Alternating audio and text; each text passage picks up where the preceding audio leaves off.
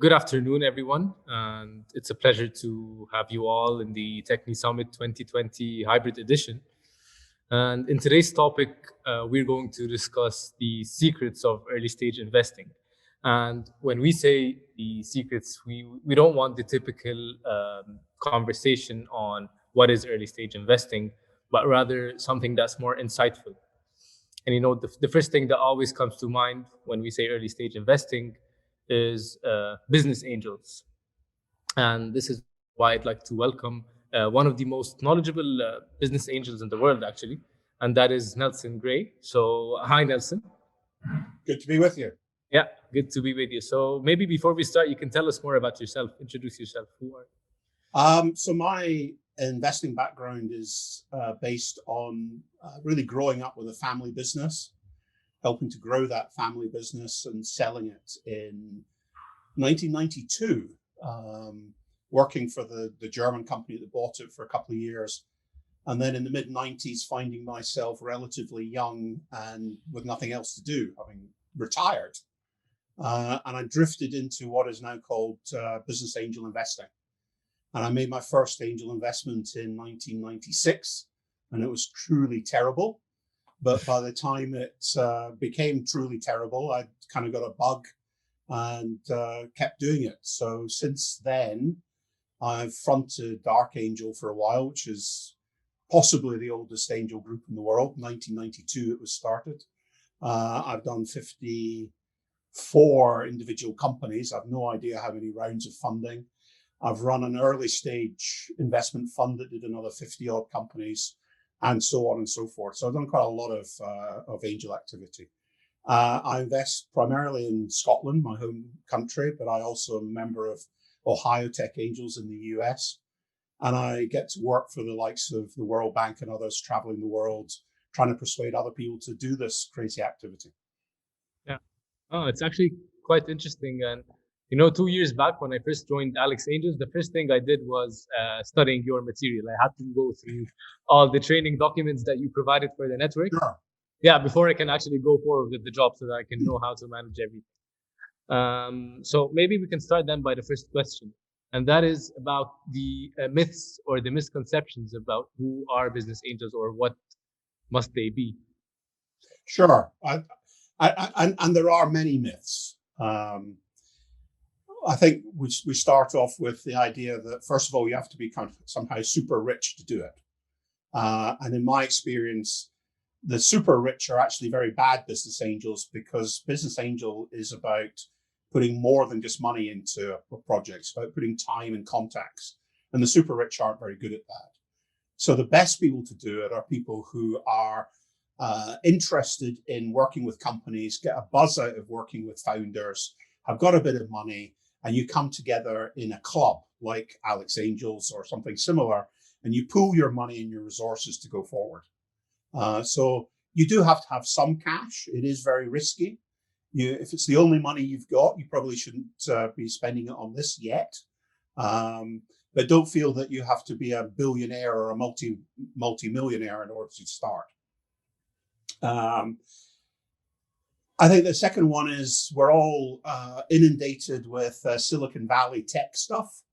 I think I actually have a presentation deck which says why I ignore almost everything they say in the Valley. I've invested in technology, but I've also invested in very traditional businesses. I've invested in bakery businesses. I got an exit relatively recently on what is fundamentally a house builder. That was 45 times the investment money back. A house builder. On a house, yeah. Nothing different here. It makes timber frame kits that house builders use across the UK. Okay.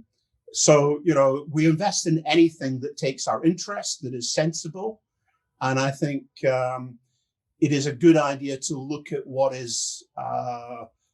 your country or your location has strengths in.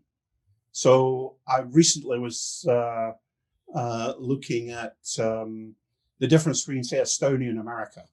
In Estonia, they do a lot of software, and they do almost no med tech. If you go to America, huge amounts of money goes into med tech, etc. So be local. Yeah. So I think that's the, business angels are not sitting in ivory towers. They're not super wealthy. They're people who are coming together with a bit of money, a bit of time, and an interest in helping people.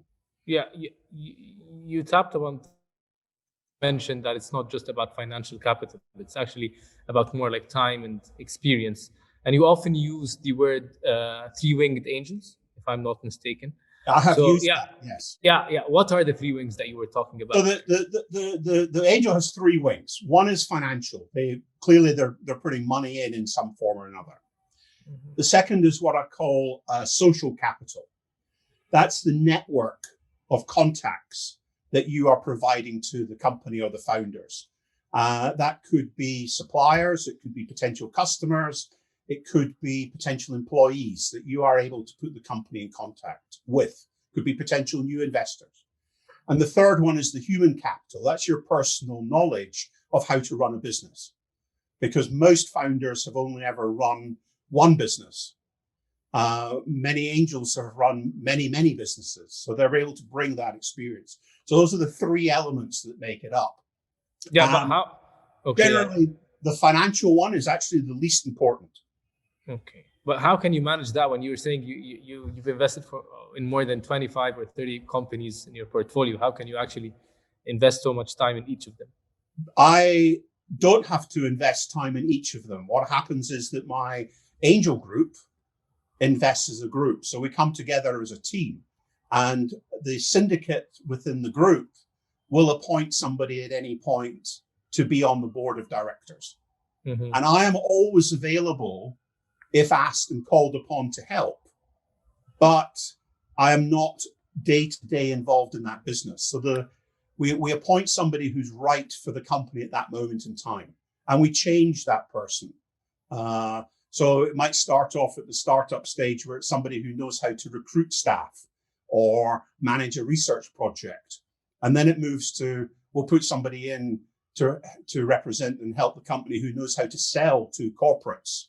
And then we'll put somebody in who knows how to sell a business to a corporate. So we're constantly changing the lead person who's helping the company. Okay, so that actually opens the door about how to actually invest, because you now mentioned sometimes there are solo investments, sometimes there are investments through groups or family offices. So actually, and here I wanted to ask about what is the right way to develop a good investment strategy in terms of like how to invest, what industries to focus on, how to identify the potential investment opportunities, the good ones, like how to set an overall investment strategy. Well, this is not, you haven't paid me to say this, but I would say the first thing you do is you join something like Alex Angels. You don't try and do it yourself, because it is incredibly difficult to do it yourself. I vowed after my first disastrous investment that I would never invest by myself again. And why do I not invest by myself? You have to look at a lot of companies before you invest in one. So, you might look at 100 companies and end up investing in one. It takes a lot of time. I'm not clever enough to be able to answer every single question and problem a company has. I need help to do that, and so on. So the first thing I would do is come to an angel organization, find one I like. And then I would look at the strengths of the people around me in the group. What do they know about? And what are the strengths of the local deal flow? Yeah, so strengths here, you're talking about like the industry experts, like their experiences across several industries. Well, yeah. You got to be careful with that, because if you're into a new industry, nobody's an expert in it.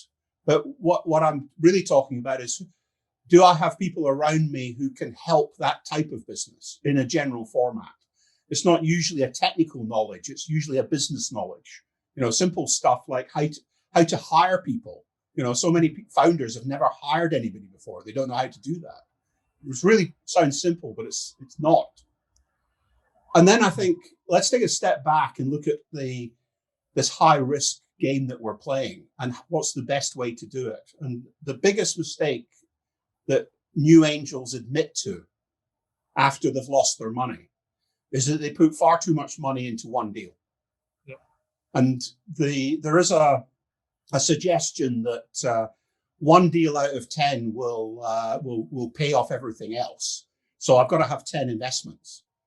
Actually, if you do the modeling, you need far more than 10. So my philosophy and the philosophy of the people I invest with is we cram as many people into round one of a company as possible. We all put a relatively small amount in. Some people are putting $5,000 in. Some people are putting $10,000 in. Some people are putting $20,000 in. But we don't have people who are putting $300,000 in. And we'll have 10 or 15 or 20 investors in the first round of that company. And that allows me to do 10 or 15 or 20 investments over a period of 5 or 6 or 7 or whatever years. And then the ones that are being successful, we put more money into. So for every dollar I invest on day one, I'm keeping $4 back to invest in the future. Yeah. Not into every company, but in the ones that are working. Yeah. I think that's, and I believe that's the critical way of making this work as an investor from the financial return. You need a portfolio approach. Yeah, I'm actually being informed now that we are almost running out of time. But before we I want to ask one last question here. Sure. You've been doing this since 1992, and you have a lot of experience about that. So maybe you can tell us about some perks of early stage investing, other than just the financial returns. Yeah. Well, you get invited to all the best parties. Yeah. No, I think. I mean, that's enough for me. The perk is, yes, you can make money at it if you are follow a sensible strategy, and I've certainly managed to do that. But you also get to look at something and say, I helped build that. And I look at my early investments, particularly in medtech, and I know that because of the funding I've put into that business, along with my fellow investors, we have literally saved people's lives. That is a big thing that you can add to just your feel-good factor of what you're putting back into society. Yeah, that is actually that was quite short. I think they were 10 minutes, but I think we could have been going forward for like another 20 or 30 minutes. But yeah, I've only got 25 years of experience to pass on. Yeah, so 25 years can quickly be summed up in 10 minutes. I see it's very easy to do that. So I think for now that's all. Okay. But for sure we can have other conversations in the future. Whenever. And, yeah. Apart from the conference, if you want to reach out or ask a question or whatever, always free. Yeah, that would be awesome actually. Yeah, we always go back to your material, so it would be awesome if we can once have a chat on the side. Okay, great, Nelson. Thanks for having you with us today. It was a pleasure to have you with us. And nice to be here. See you next time. Thank you.